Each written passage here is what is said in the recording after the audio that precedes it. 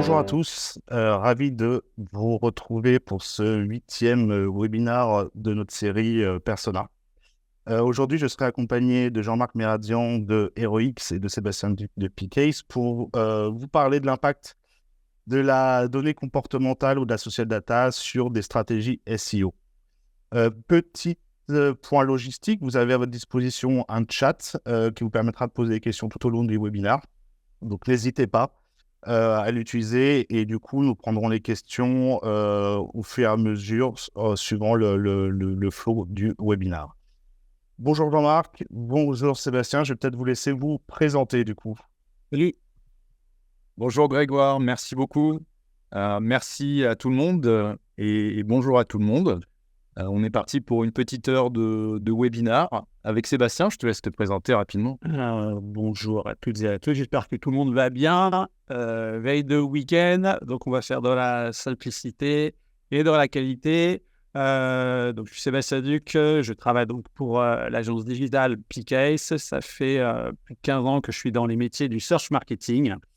Et ça fait à peu près 6-7 ans où je m'intéresse aux données comportementales issues de social pour les intégrer dans le cœur des stratégies de search. Très bien, merci Sébastien. Donc Jean-Marc Mérasian, je suis directeur associé HeroX et PCase, qui est l'agence digitale du groupe HeroX, que l'on va présenter rapidement et puis ensuite on va rentrer dans le vif du sujet qui vous intéresse aujourd'hui. Rapidement, Grégoire, peut-être tu... Oui, alors effectivement, moi je suis donc Grégoire Garel, ça fait une vingtaine d'années que je travaille dans l'univers du marketing digital et depuis 3 ans, je suis managing director pour audience sur tous les marchés francophones. Du coup, en France, on a à peu près une trentaine de clients assez variés, puisqu'on va avoir aussi bien des marques que des agences, que des acteurs du market research, que des détenteurs de droits sportifs. Voilà, on a une grande variété de clients en France aujourd'hui. Ben écoute, je te propose de poursuivre pour présenter rapidement Audience. Tout à fait.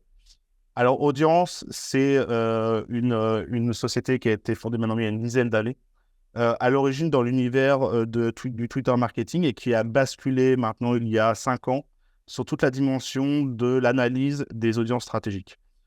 C'est un positionnement qui est assez unique puisque vous pouvez utiliser des outils soit de social listening, des outils comme SEMrush pour analyser les mots-clés, vous allez utiliser des outils de reporting, des outils analytiques et nos plateformes sont les seules à vous apporter un décryptage de toutes vos audiences stratégiques.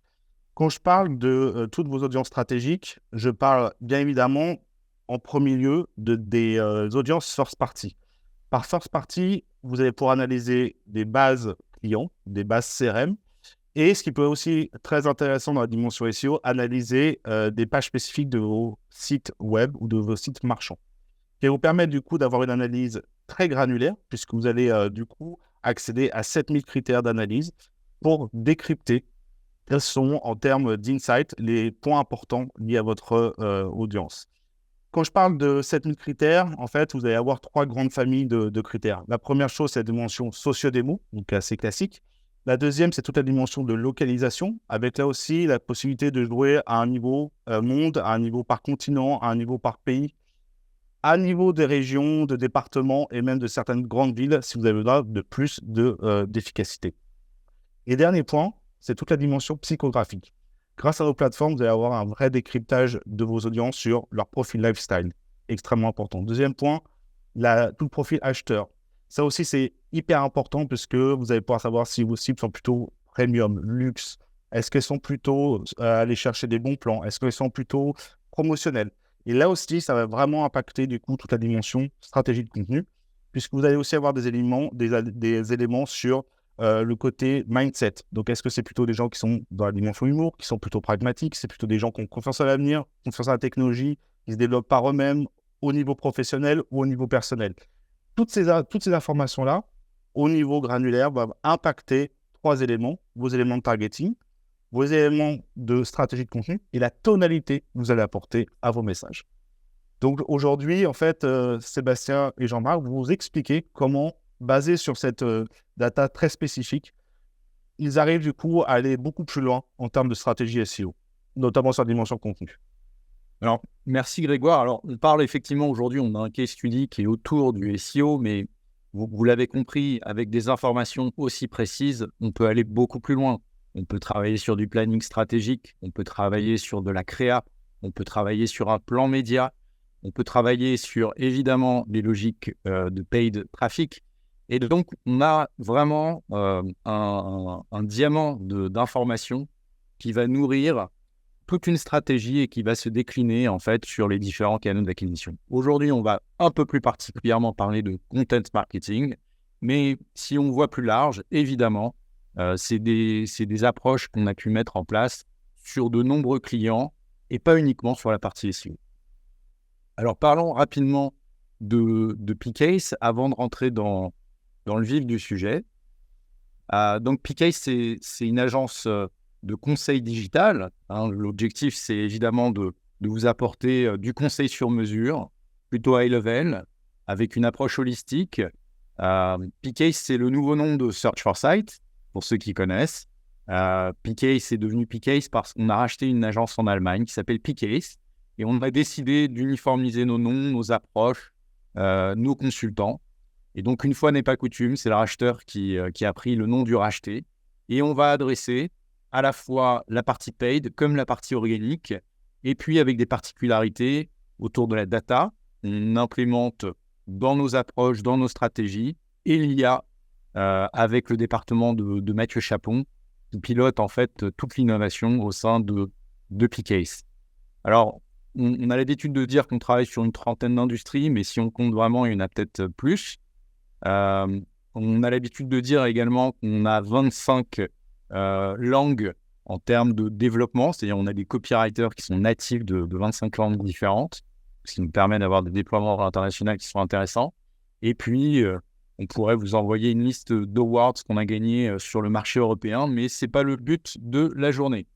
Donc, très rapidement, le SEO, et c'est ce dont on va parler aujourd'hui, mais il y a également le paid media, le content marketing et toute la partie marketing précision avec l'IA et le MarTech. Bon, là, vous avez quelques clients de la startup au CAC 40. Je ne vais pas m'y attarder. Et on va démarrer très rapidement avec le SEO, données sociales comportementales. La question, Sébastien. Voilà, comment on peut redéfinir en fait une stratégie de contenu pour l'amener à la rendre beaucoup plus performante que ce qu'on a l'habitude de voir. Alors, pour resituer le sujet, aujourd'hui, les stratégies de content marketing sont essentielles dans le développement d'une marque pour s'adresser correctement à son audience. Au début du web, l'un des points qui ressortait et qui était le leitmotiv, c'était le contenu. Il fallait du contenu parce que le médium ne suffit pas. Il faut du contenu intéressant pour attirer évidemment l'audience sur les points de chute que l'on privilégie. Alors, il y a différentes sources d'informations qui peuvent être récupérées. Il y a des sources qui sont celles de Google, on va en parler. Et puis, il y a des sources qui sont celles du social, dont on va parler plus particulièrement. Alors, question de notre cher Mark Zuckerberg, qui est important, c'est même de se poser, c'est en tant que spécialiste SEO, donc forcément, on travaille beaucoup sur Google. Pourquoi, en fait, on souhaite aller utiliser, en fait, la data issue du social sur notre business qui, in fine, en fait, sur un moteur de recherche? Eh bien, parce que les utilisateurs n'ont pas de mur entre le social et Google, évidemment. Donc, on a un utilisateur qui va consommer différents médias, qui va avoir un parcours qui n'est pas du tout linéaire. Et donc, il va laisser des traces. Il laisse des traces sur le social, il laisse des traces sur Google. Et on a un outil, grâce à Audience, qui nous permet aujourd'hui de récupérer cette information. Alors, Google, évidemment, c'est le centre, le nerf de la guerre quand on fait du SEO, parce qu'on va pouvoir récupérer une multitude d'informations. Et là, vous connaissez déjà tous les outils du marché, à la fois des outils sémantiques, mais on a d'autres éléments qui sont directement sur Google. On doit parler de PA, de tendances de recherche et d'une multitude d'insights qui sont associés. Alors, évidemment, c'est une information qui est gigantesque parce que sur Google aujourd'hui, on compte 7 milliards de requêtes effectuées tous les jours. Et tous les jours, on en a 15 à 20% qui sont nouvelles. Donc, on a un corpus sémantique qui augmente de manière quasiment exponentielle. C'est une information qui est colossale. Donc, vous pourrez nous dire pourquoi aller sur le social alors qu'on a toute l'info qui est là et une information qui est gigantesque. D'autant plus qu'on a des changements de comportement, et ça, vous avez pu le voir, même si on ne parle pas à son téléphone et qu'on ne pose pas la question de manière vocale, on va taper sa question de manière vocale, des questions qui sont de plus en plus longues, de plus en plus précises, et qui attendent une réponse personnalisée. Donc là, ce n'est pas un scoop, vous le savez tous. On attend une réponse qui soit contextualisée par rapport à notre demande, quel que soit le device qu'on va utiliser, quel que soit l'endroit où on est. On a l'impression que Google sait où on est et on a besoin d'une réponse qui soit vraiment circonstanciée. Donc, rien de nouveau, vous le savez, Google n'est plus un moteur de recherche, c'est désormais un moteur de réponse. Et les meilleurs, ceux qui sont dans le top 3, c'est ceux qui, selon Google, apportent la meilleure réponse. Donc évidemment, quand on raisonne à l'envers et qu'on se dit « je dois développer une stratégie de contenu », il ne faut pas prendre uniquement en compte le contenu avec les mots-clés, mais il faut prendre l'intention, ça vous le savez, et il va falloir prendre également en compte le mindset des consommateurs. Qu'est-ce qu'ils pensent? Qu'est-ce qu'ils attendent? De quoi ont-ils besoin? Et c'est ça la vraie question sur laquelle on va se focaliser. Alors, les limites de Google, vous les connaissez. En fait, Google a un business model qui est particulier, c'est de faire jouer tout le monde sur le même précaré, de faire jouer tout le monde sur le même terrain de foot. Pourquoi? Parce qu'en jouant sur ce terrain de foot, eh bien, le bidding va augmenter. Ça, c'est basique, c'est la stratégie de Google. Sauf que Google a une information qui est beaucoup plus large que celle qu'elle vous communique. Et le problème aujourd'hui, c'est pour ça que Google, même si l'information est importante, reste limitée, c'est que toutes les API du marché, de tous les outils sémantiques que vous allez utiliser, vont pointer vers une seule et unique API, qui est la planner de Google. Et donc, on va tous se retrouver à jouer sur le même terrain de foot et donc à se concurrencer. Donc, les clients, là je m'adresse aux agences, les clients entre eux vont évidemment se concurrencer et les agences doivent également pouvoir se différencier en apportant des stratégies différentes. Si bien que si on veut sortir du game, tout en restant dans le game, c'est-à-dire avoir une approche qui soit plus large, plus holistique, il faut aller chercher l'information. Alors, cher Jean-Marc, quelle solution complémentaire pour approfondir la connaissance d'audience? Alors après cette longue introduction et le titre du sujet, vous avez compris que c'est du côté du social qu'on va aller chercher l'info. Alors comment on procède? En gros, juste pour schématiser, si vous voulez connaître votre public, votre audience ou une cible potentielle, il y a deux grandes approches. Soit vous utilisez une étude Kantar, et là, si vous avez déjà 1000 personnes qui font une déclaration, qui répondent à quelques questions, c'est déjà beaucoup. Et donc sur des questions qui ont été imaginées, qui ont été pensées, et qui finalement, nécessairement, ramènent à un périmètre qui est défini, même si c'est des questions ouvertes. Et puis, vous avez la donnée sociale. Et là, on parle minimum de 100 000 utilisateurs. On va voir dans le case study tout à l'heure, on est quasiment à 1 million d'utilisateurs. Et donc, on a une information qui est comportementale. Et donc, pour résumer et laisser la parole à Sébastien, je ne suis pas ce que je dis, mais je suis ce que je fais. Et en analysant en fait les comportements des utilisateurs, on va récupérer une mine d'informations, un diamant d'informations.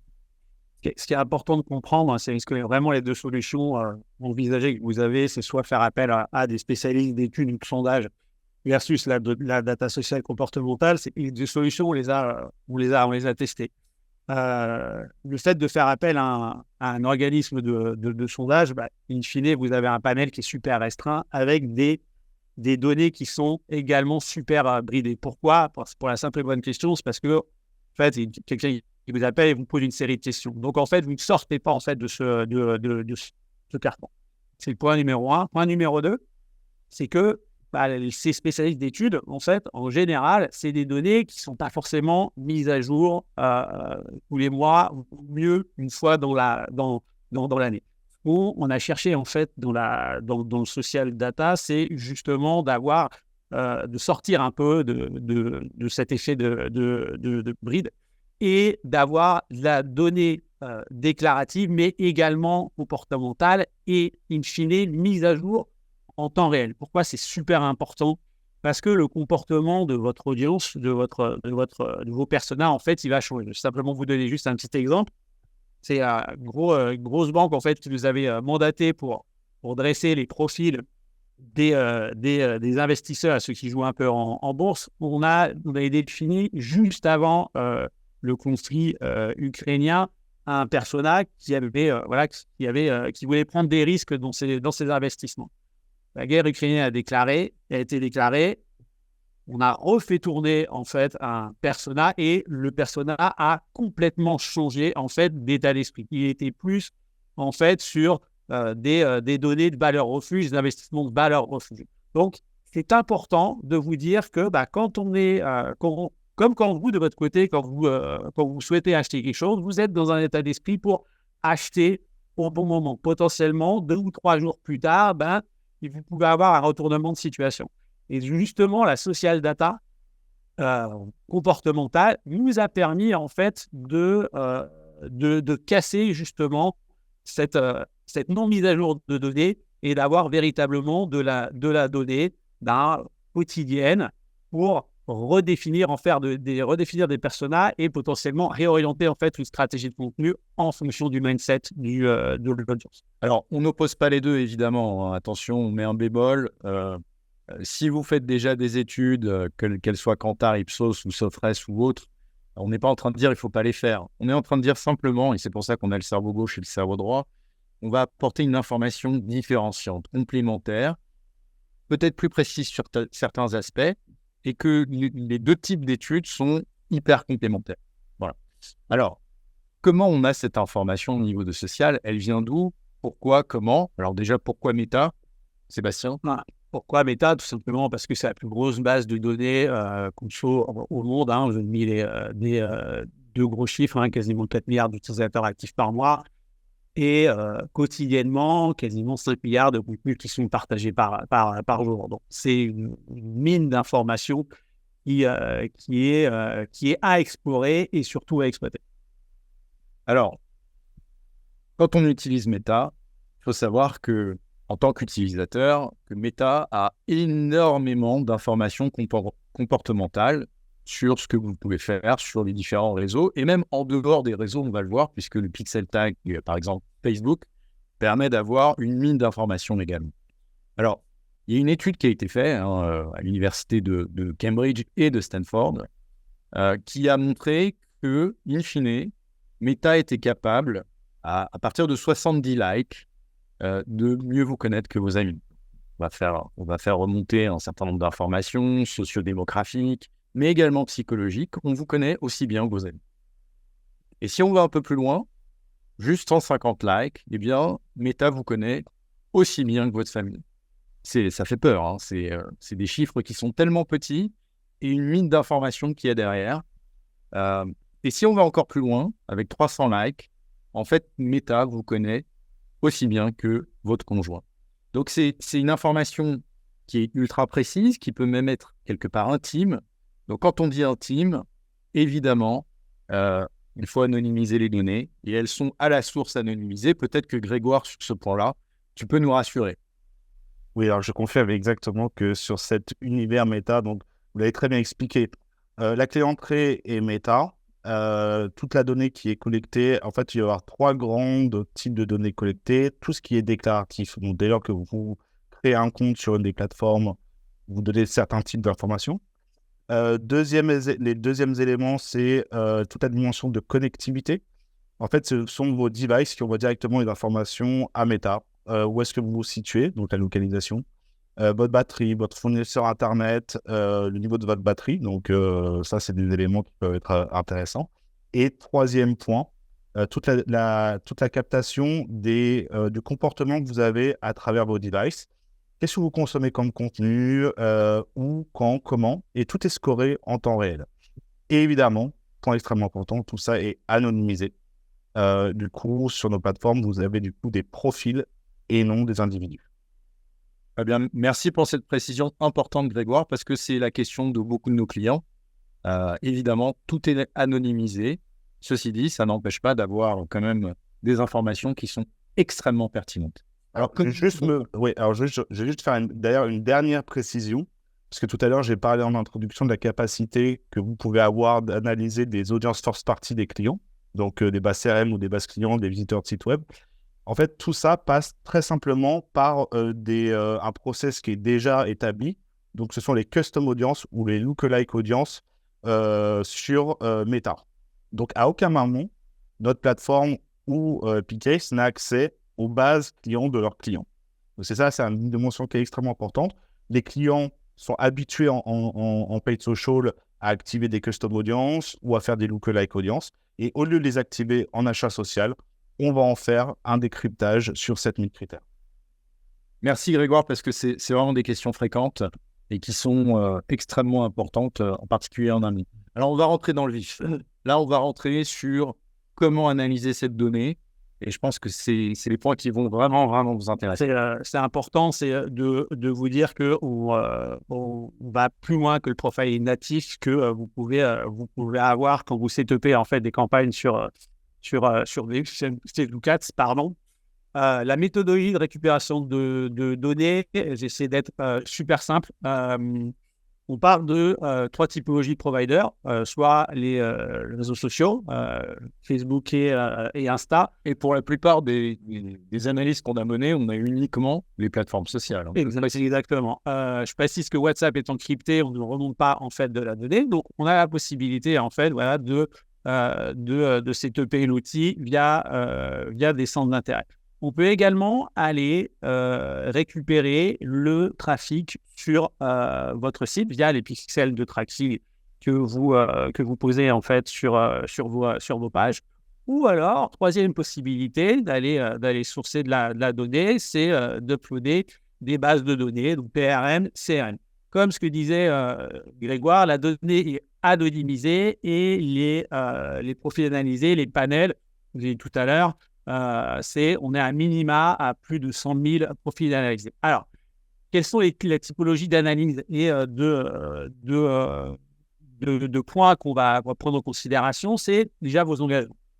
Tout ce que vous faites en fait sur Meta, c'est-à-dire tout ce que vous likez, tout ce que vous partagez, tout ce qui est également vous mettez dans Messenger, en fait, Meta nous donne des indications sur votre comportement. On va aller un peu plus loin, c'est la manière dont vous naviguez. Parce qu'au moment où vous scrollez votre timeline, quand vous ralentissez votre scroll, Meta, en fait, va en tirer une appétence avec tel ou tel contenu. Et Meta va un tout petit peu plus loin dans la récupération de données. Il va sortir, en fait, de son écosystème et il va aller récupérer, comme ce que disait Grégoire, en fait, l'historique et le trafic et la navigation que vous pouvez avoir sur tous les sites qui possèdent un pixel de tracking Meta. Même si vous vous déconnectez et vous vous reconnectez, Facebook Meta en fait a la possibilité de remonter 6 mois en arrière sur votre historique de navigation. Je suis pas filmé quand même. Presque. Tout ça pour dire, rassurez-vous. Tout ça pour dire que, en fait, les critères analysés, il y en a 6-7 000, donc, qui sont catégorisés, profils sociodémos, les rapports aux marques, la connectivité, le mindset, donc l'état d'esprit, c'est vraiment quelque chose qui va énormément nous servir, la consommation média, les passions et les centres d'intérêt, les habitudes de conso, et les personnalités et autres événements auxquels vous allez participer. À chaque data provider, son objectif.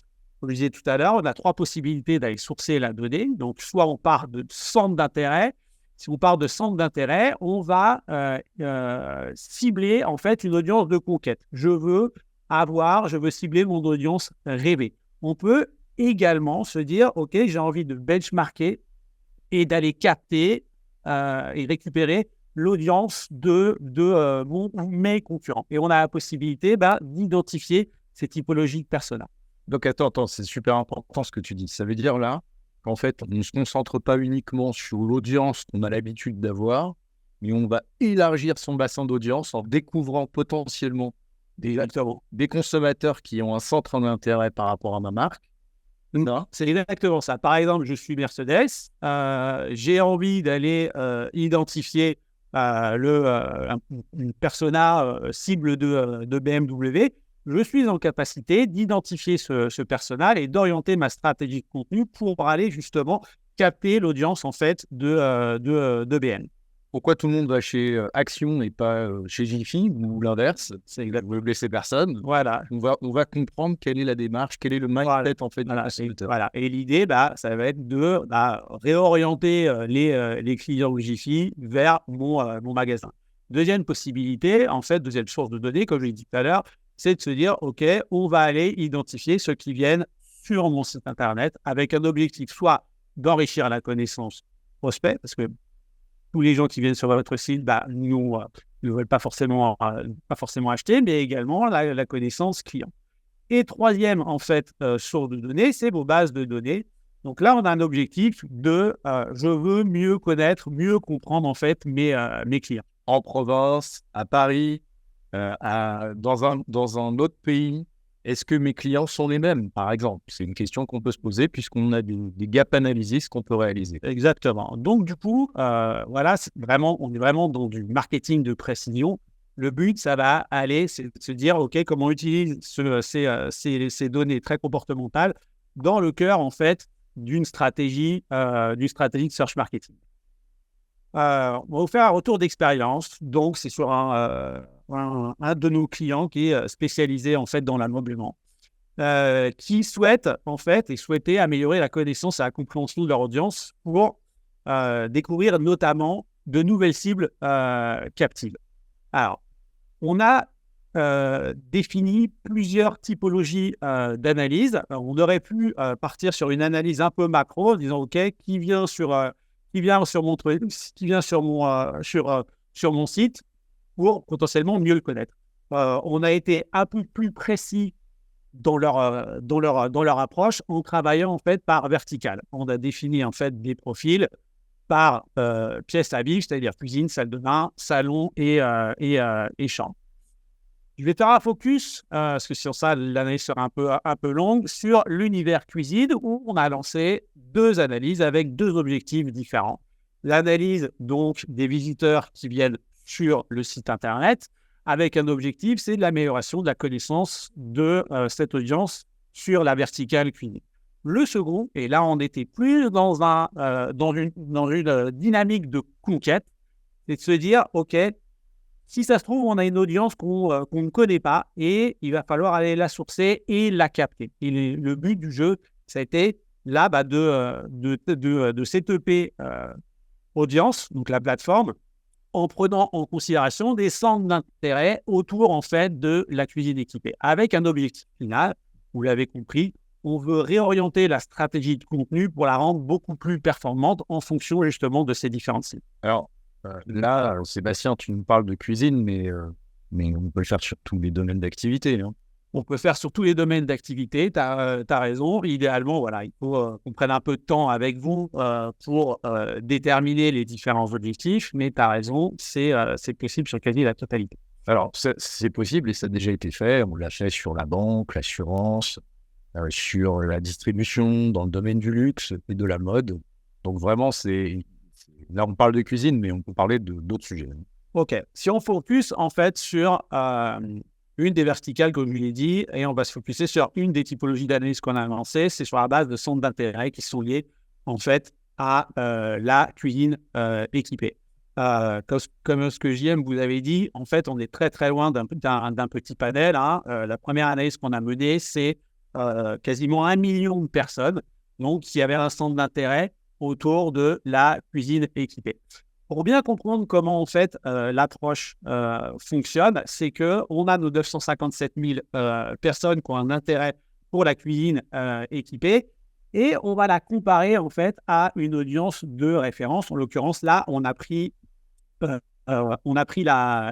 France avec une tranche d'âge très large l'idée, c'était de faire une analyse en entonnoir pour, in fine, cibler les tranches d'âge les plus appétentes.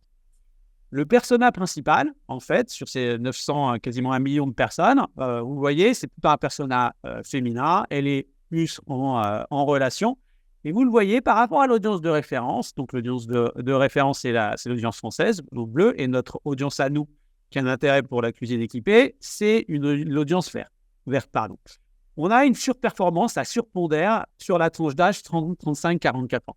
Ce qu'on a fait, c'est qu'on a relancé une analyse en ciblant uniquement cette tranche d'âge-là, qui a un intérêt pour les cuisines équipées. Rebelote, avec des données déclaratives pour le moment, où on a effectivement une cible féminine, toujours qui est engagée, donc qui est mariée. Par contre, ce qu'on a en plus, c'est que vous voyez qu'on a des indications sur le fait qu'elle ait ou pas des enfants. En l'occurrence, on s'est aperçu que cette audience-là a des enfants entre les âges de 6 à 12 ans, principalement vivant et habitant en Île-de-France et en Alsace. Découverte du persona. Donc, progressivement, on va tamiser l'information pour arriver à un pool de persona qui va commencer à être parlant. À une quintessence d'insight qui va nous permettre de découvrir justement ce persona-là.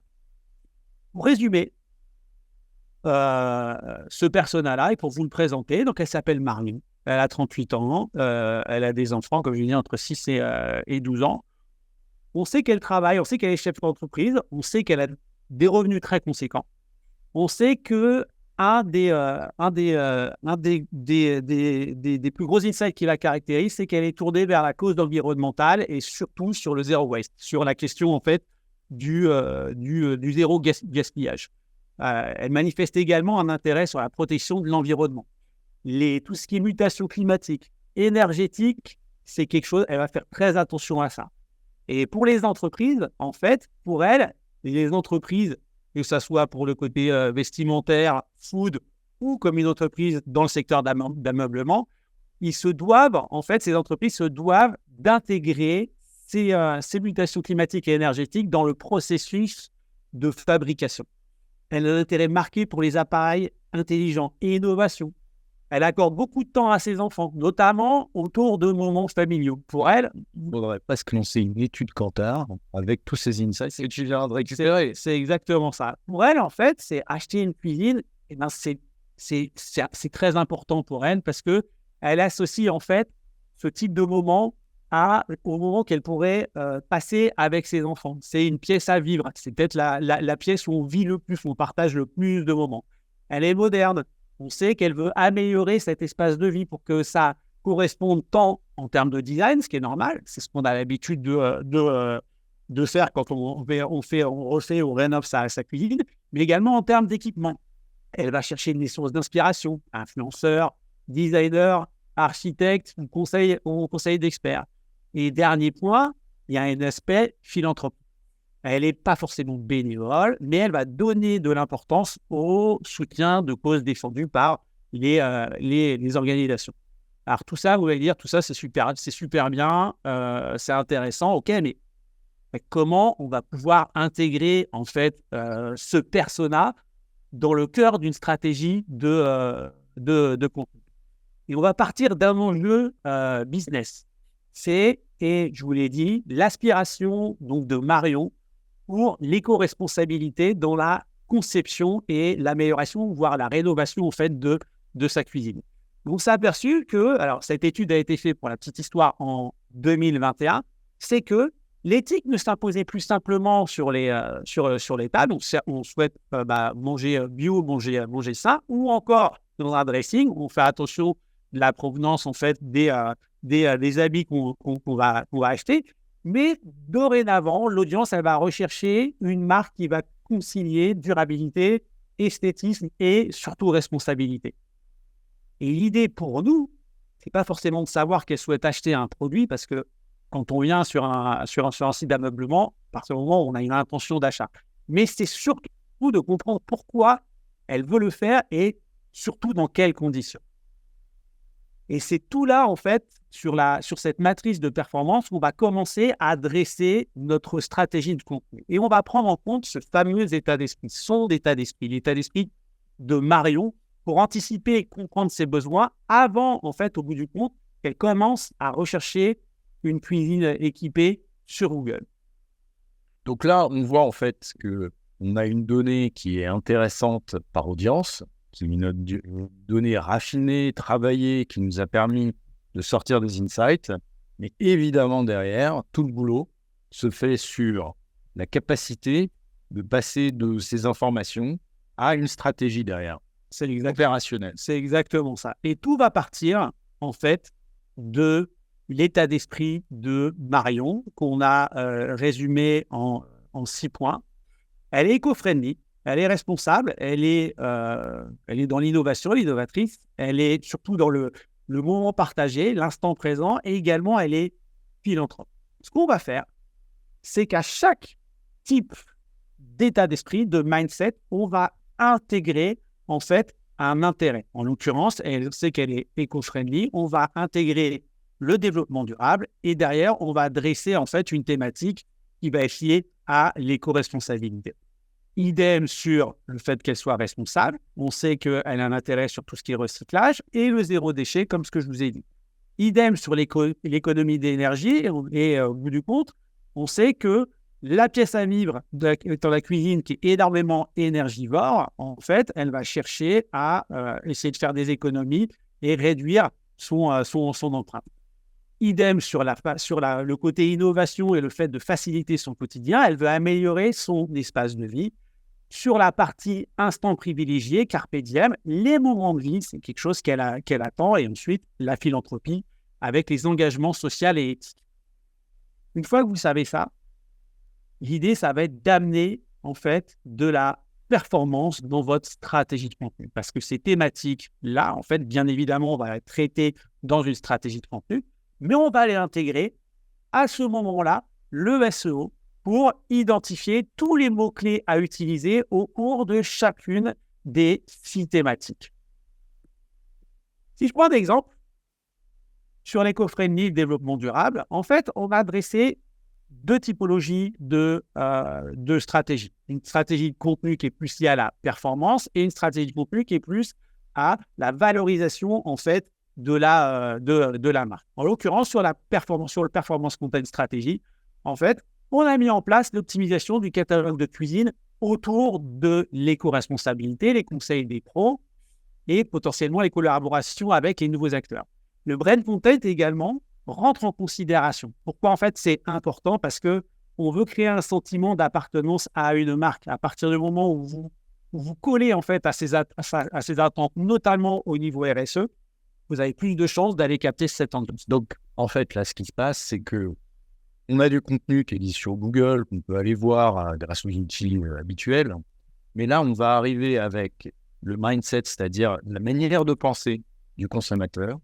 Et quand on va croiser les deux, on va arriver à une meilleure communication, un meilleur match entre la marque et le consommateur. Exactement ça. Pour véritablement faire merger la social data comportementale et intégrer la notion de performance en fait en utilisant des insights SEO. Concrètement, sur notre client, l'intégration de l'éco-responsabilité au cœur du catalogue du produit. Il prenait la parole, notre client prenait la parole sur cet aspect-là, mais sans, au bout du compte, mettre en avant leur dimension éco-friendly. Il y a une réflexion, justement, RSE stratégique sur la meilleure manière d'opérer et de vendre et de proposer, en fait, ces nouveaux modèles de cuisine éco-responsables. Donc, on a commencé à optimiser et créer et optimiser justement la catégorie éco-friendly. Cette catégorie, en fait, a été soutenue par une prise de parole, en fait, de la marque répondant aux différentes questions, interrogations, remarques que le persona se faisait sur le Zero Waste, où vous avez une série, en fait, de contenus qui ont été produits. Tu peux peut-être nous commenter les illustrations que tu nous montres. Alors, très clairement, vous l'avez vu tout à l'heure, elle était très engagée d'un point de vue éco-responsable et la partie zéro waste, donc anti-gaspi, le fait de trier mes déchets, etc., c'était quelque chose qui surpondérait énormément dans son état d'esprit. C'est pour ça qu'on a énormément axé en fait les prises de parole autour de ces thématiques qui collent in fine en fait à son persona. Également, je vous l'ai dit tout à l'heure, le sentiment d'appartenance à une marque est très important. On a proposé à la marque, à notre client, d'enrichir en fait leur rubrique RSE sur le fabriqué responsable, le consommer responsable et local. Point numéro 2 sur l'état d'esprit. Donc, on est très lié sur le côté responsable. On est très lié sur le recycling et l'économie d'énergie. Et là, pareil, on a créé en fait une catégorie d'accessoires éco-responsables avec la mise en avant des accessoires low energy, des accessoires en fait qui sont fabriqués à partir de produits et de matières recyclables, et surtout le 100% français était quelque chose d'hyper important. Mais c'est pas que du DCO, là, que tu es en train de dire. On n'est absolument pas pas que sur du DCO, on est plus vraiment sur la décision, sur la priorisation en fait d'axes. On vous parle stratégie de contenu, mais très clairement, on va même au-dessus en réorientant ou en validant différents points avec la marque sur lesquels il fallait qu'ils prennent la parole. En l'occurrence, là, la catégorie luminaire basse consommation, produits aux matériaux recyclés, tri des déchets a été intégrée également dans le... Alors, quand tu dis c'est intégré, c'est une nouvelle catégorie. Nouvelle catégorie, tout à fait. Idem sur l'innovation, donc création d'une thématique liée aux meubles de cuisine, innovant et exclusif. Les moments de vie, vous l'avez dit tout à l'heure, l'intégration des moments de vie qui sont liés à la parentalité. Ce qui est intéressant de noter, et là, c'est plus de la donnée comportementale au service de la créa. En fait, c'est déjà dans un premier temps, c'est de vous dire qu'on a créé en fait cette catégorie innovation au service du quotidien, mais c'est de se dire que ces moments de vie-là, en fait, on les a intégrés dans les assets. Pourquoi c'est important? Parce que il faut avoir des visuels qui parlent en fait à vos prospects et à vos clients, intégrant justement ces fameux moments de vie où on a un peu de verre, où on a son enfant qui doit avoir 10-12 ans, et c'est des choses où on va améliorer la captation de l'audience à partir du moment où vous fournissez en fait un visuel qui correspond en fait à ses attentes, où là en fait elle va pouvoir s'imaginer cuisiner ou passer des bons moments avec son enfant. Alors, dès les premières secondes, on est soit intéressé, soit pas intéressé par un visuel. Sur les spots télé, on le voit très très bien avec toutes les études qui ont été montrées. Là, clairement, en fait, cette approche-là va permettre d'orienter la créa pour faire passer les bons messages, ceux qui vont toucher le cœur du consommateur le plus rapidement possible. C'est exactement ça. Dernier point, plus la stratégie et les prises de parole qui sont liées à la marque. On a vu qu'elle était très engagée au niveau social. Proposer en fait à la marque de faire des partenariats, soit avec l'UNESCO, soit avec des assos caricatifs, et autres mécénats. Alors, là, ta théorie et ta stratégie, elle est belle, mais est-ce que ça fonctionne, Sébastien? Ça fonctionne, mais, hop, petit exemple, mais à partir du moment où on va se remettre sur Google, c'est pas simplement le but, c'est pas simplement d'écrire 1 ou 2 articles, etc., sur la thématique, ou de créer en fait des lignes de produits qui sont dédiées à l'éco-responsabilité. C'est véritablement se dire, OK, maintenant que j'ai cette ligne de produits, comment je vais pouvoir la valoriser et améliorer ma couverture en fait sur Google et prendre des parts de marché. Le monde de la cuisine, la rénovation de cuisine, de la cuisine équipée sur Google, c'est ultra concurrentiel. Il faut le savoir, il y a énormément d'acteurs qui veulent se positionner. Donc l'idée, c'était de se dire, maintenant qu'on a ces insights-là, comment en fait on va pouvoir les valoriser et les montrer en fait en allant chercher les premières positions sur Google.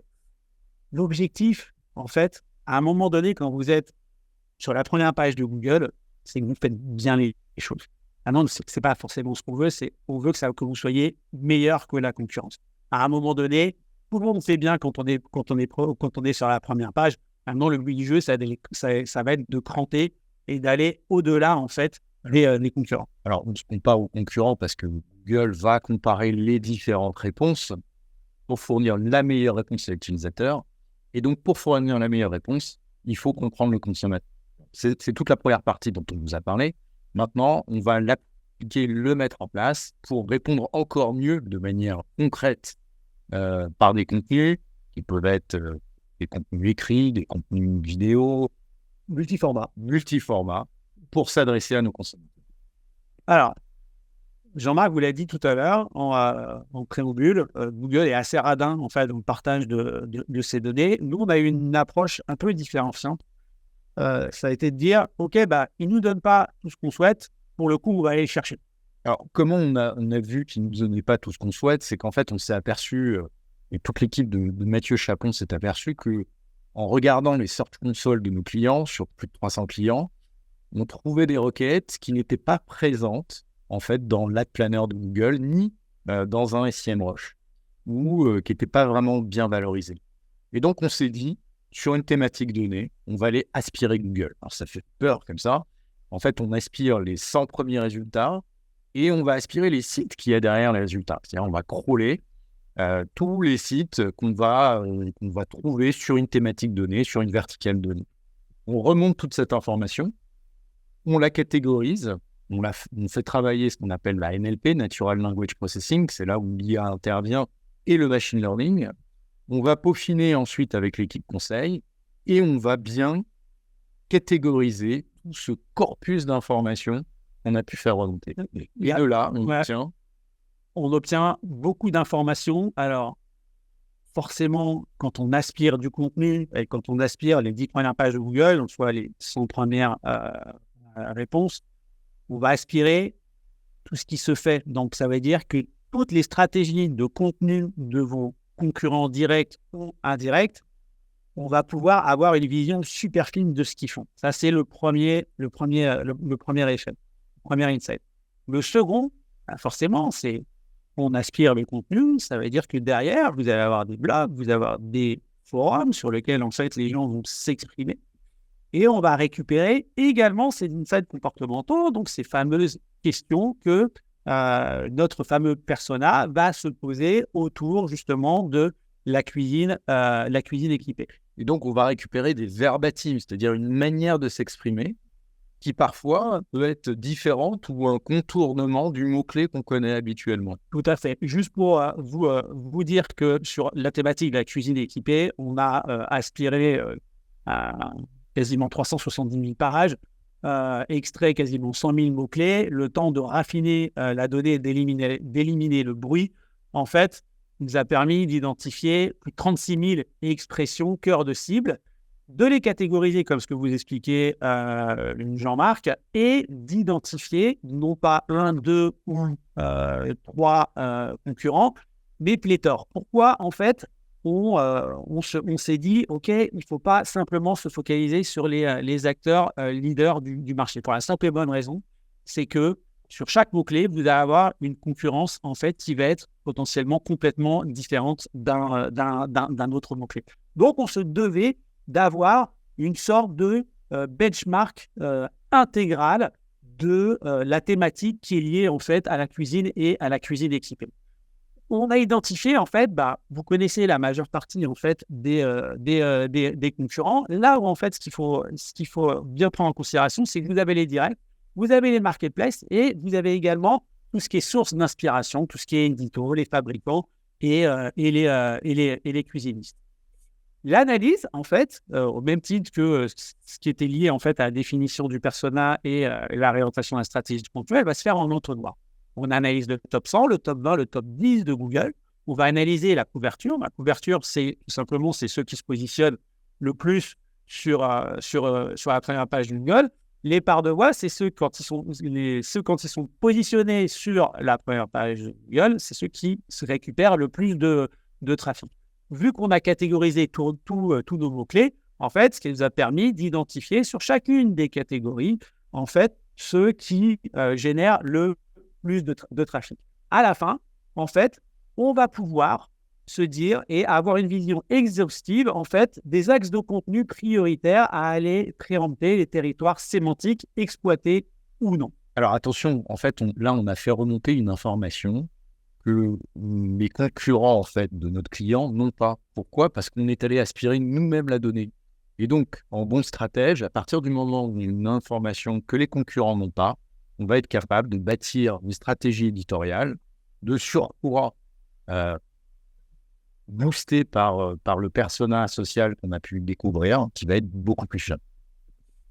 Alors, pour info, pour rappel, donc 36 000 mots-clés, catégorisation en 48 thématiques.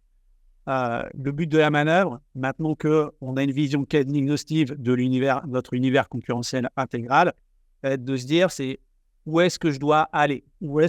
Comment je peux anticiper les choses ? Et il y a un principe marketing qui est lié aux océans rouges et aux océans bleus. Vous l'avez compris, l'océan bleu, c'est là où vous allez avoir des opportunités. L'océan rouge, c'est toutes les catégories, les territoires sémantiques qui sont ultra saturés. Alors attention, on ne dit pas qu'il ne faut pas y aller.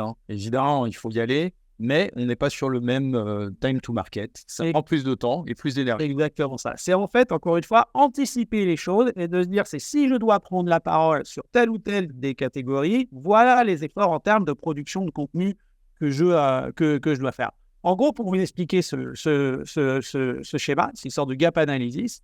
C'est vous avez en fait donc les fameuses catégories avec les volumes de recherche mensuels. En bleu, c'est le nombre de contenus créés par notre client et par les référents sur chacune des thématiques. Et le but, ça va être de comparer la stratégie de contenu et l'intensité de la stratégie de contenu qu'on a proposée versus les référents et de voir le gap, en fait, qu'on va avoir sur chacune des thématiques et de prendre, en fait, la décision d'aller sur tel ou tel territoire sémantique en fonction de l'intensité de production de contenu. Je vais mis un exemple tout bête. Sur la catégorie éco-responsable, vous voyez, il y a 12 contenus qui sont produits par notre client, une vingtaine par Marie-Claire, côté maison, 24. Très clairement, on a uniquement, en fait, 8 contenus à minima à produire. Et alors, là, tu es en train de me dire, Sébastien, qu'on a pour la première fois la capacité de dire vraiment au client le volume de contenu qu'il lui faut pour prétendre dépasser le client, son concurrent. C'est l'anticipation, c'est de se dire, OK, voilà les axes de contenu qu'on souhaite traiter, qu'est-ce qu'on doit prioriser par rapport à une intensité concurrentielle au niveau des stratégies de contenu. Vous avez vu les opportunités. Maintenant, à l'inverse, vous avez les océans, vous avez les champs sémantiques, les territoires sémantiques plus saturés. Typiquement, sur le côté, en fait, et on va plan de travail Crédence, très clairement, vous voyez, 51 contenus rédigés par notre client versus Leroy Merlin qui en a 96, Maison Travaux 99. L'effort est beaucoup plus conséquent. En fait, on a 45 contenus à minima. Alors, ce que je disais, c'est très juste ce que tu disais, JM, c'est en fait, on ne dit pas de ne pas y aller. On vous dit simplement, c'est que si on doit aborder ce sujet et traiter cette thématique, voilà les efforts à produire. Et forcément, le ROI, en fait, sera beaucoup plus long à avoir parce que forcément, la concurrence est beaucoup plus intense. Alors, Sébastien, le temps tourne. Arrivons au résultat et répondons aux diverses questions qui se posent. Arrivons au résultat. Juste pour vous dire, c'est que le groupe auquel appartient notre marque, il faut savoir on a fait cette analyse pour le site du groupe et pour la marque. Très clairement, on a une visibilité maximale et surtout multiformat, comme vous voyez. Donc, en noir, c'est le groupe. En bleu, c'est notre client.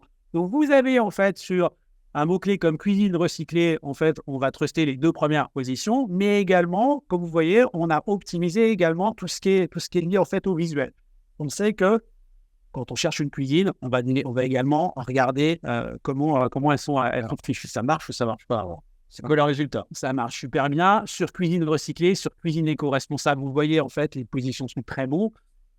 Vu qu'on a travaillé l'ensemble de la catégorie cuisine équipée, vous voyez, les positions 1 et 2 sont trustées en fait par le groupe au global.